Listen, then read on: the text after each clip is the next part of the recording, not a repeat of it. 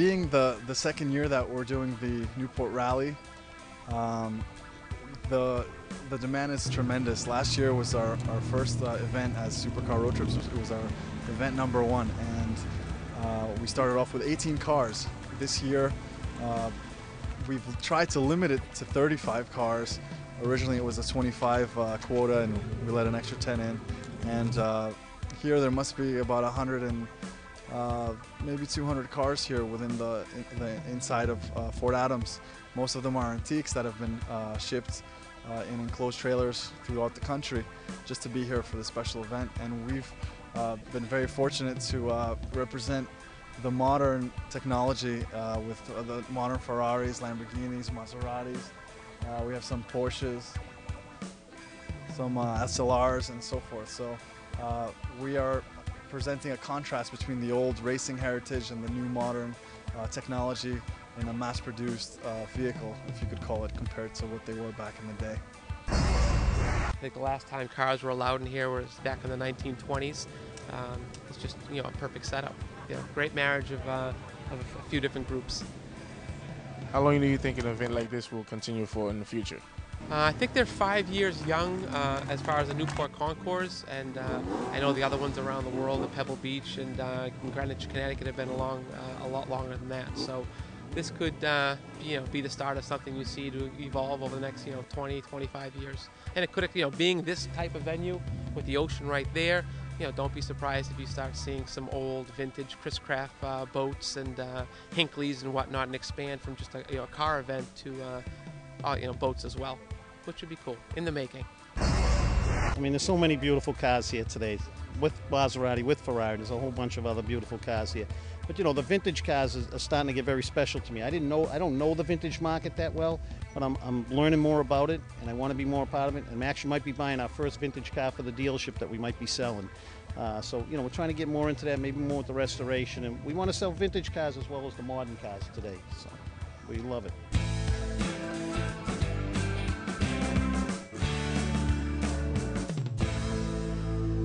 This is a 2005 Ford GT. Ford did this as a testament to their 100th anniversary, so they made cars in 2005 and 2006. They made 4,100 cars total. The last 100 cars went to Canada. Are there many of those style GTs made? Like I said, 4,000 total. There's probably maybe about 3,200 still on the road. A fair number of cars have been wrecked, salvaged, etc., etc. The car can be a little bit of a handful, though it's actually pretty good even as a daily driver if you respect it. And you know, people have bought them not just to drive them, but actually to collect them. It's one of the few cars that actually, even after 5 years of ownership, this car is probably worth more than I paid for it 5 years ago. And there's not many new cars on the market who can actually say that in 5 years that they appreciate in value. As you know, most cars will tank after 5 years or 1 year. You know, it'll take another 10 or 15 for it to go back up. This car is actually appreciating now because Ford never made any other models. They made it 2005, 2006, GT40 or GT40 alike, and that's basically it.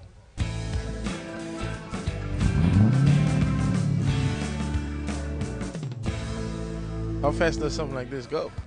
Usually over 200. I've had it up to 187. Got nitrous methanol injection, custom 3-piece wheels, some carbon fiber pieces. It's loud and fast.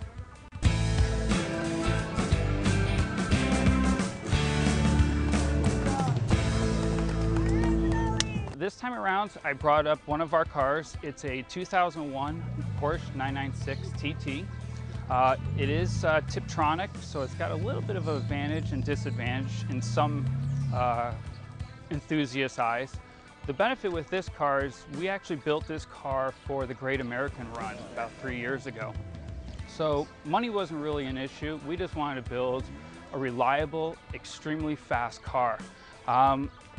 As you see, we've got a full Tech Art body kit, you know, to keep the car down low. With this, we've got Brembo monoblock 6-piston caliper or brakes and calipers up front.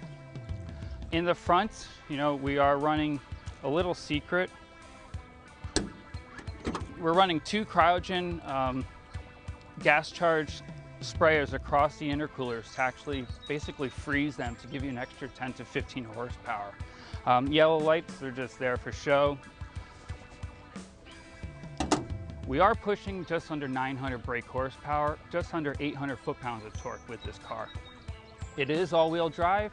You will spin all 4 tires and first and second gear with no issues. At Performance Outfitters, we do like to take clients' cars and bring them to the next level.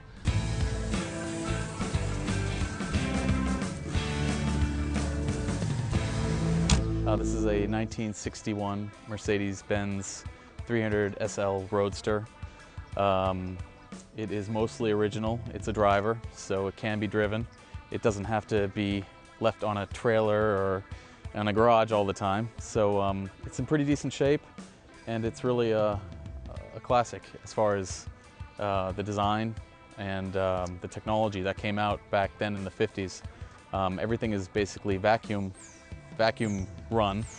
There's a lot of mechanical technology also, electronic fuel injection, which was quite new back in its time. And I fortunately, through the distribution of publications and through my contact with the Gullwing International Group, I was able to write an article about the experience of being a parade car for a Miss USA contestant. And I happened to have that article published, and that article was put onto the cover of a recent issue. I have that cover with me today, and I'm going to present that cover to the man who made this all possible, and that's Manolis, of course.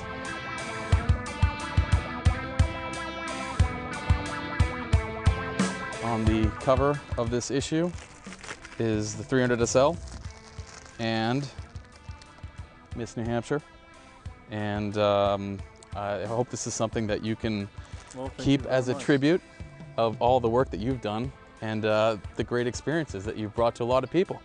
So enjoy it, and let's hope that next year I can have even more fun experiences thanks to you. Thank you very much. You're welcome. It's been a pleasure. It's been a pleasure. Great. Thank you.